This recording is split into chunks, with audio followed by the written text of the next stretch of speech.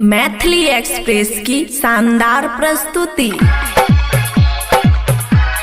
बोली बोली छठी मैया की।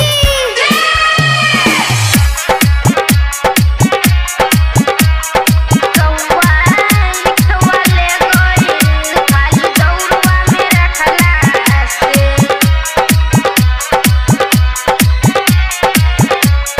खुशी रिकॉर्डिंग स्टूडियो बलुआहा। हे माई कौआ लिखवा ले गइल खाली दौड़वा में रखला से। हे माई कौआ लिखवा ले गइल खाली दौड़वा में रखला से। का चढ़ाइब जी माई रौरा के, का चढ़ाइब जी माई रौरा के, कुछ फुरत नहीं के दिमगवा में। हे माई कौआ लिखवा ले गइल खाली दौड़वा में रखला से। हे माई कौआ लिखवा ले गइल खाली दौड़वा में रखला से।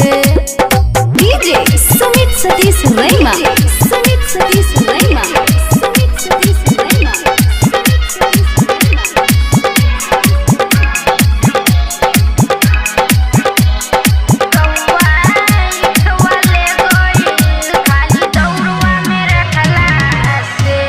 हे छठी माई होई साई करी हमरो पर ध्यानवा हो, करी हमरो पर ध्यानवा हो।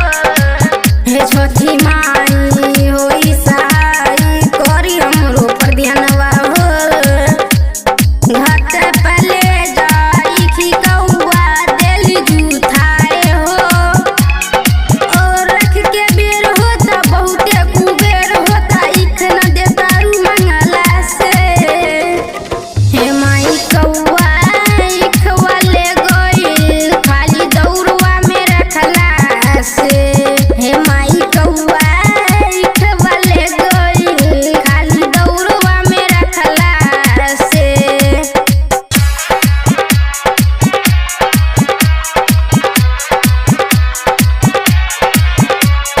कौआ लिखवा ले गइल खाली दौड़वा में रखला से। खुशी रिकॉर्डिंग स्टूडियो बलुआहा। बंटी बंसाली के बतिया सुनी ना, दीही हमरो पर नजरिया आँखियाँ खोली ना, आँखियाँ खोली ना। दीपक बबल के बतिया सुनी ना, दीही हमरो पे नजरिया आँखियाँ खोली ना। राहुल सुमन डीजे पे नाच तारा घाट पे ले जाई। हे माई कौआ लिखवा ले गइल खाली दौड़वा में रखला से। हे माई कौआ लिखवा ले गइल खाली दौड़वा में रखला से। खुशी रिकॉर्डिंग स्टूडियो बलुआहा।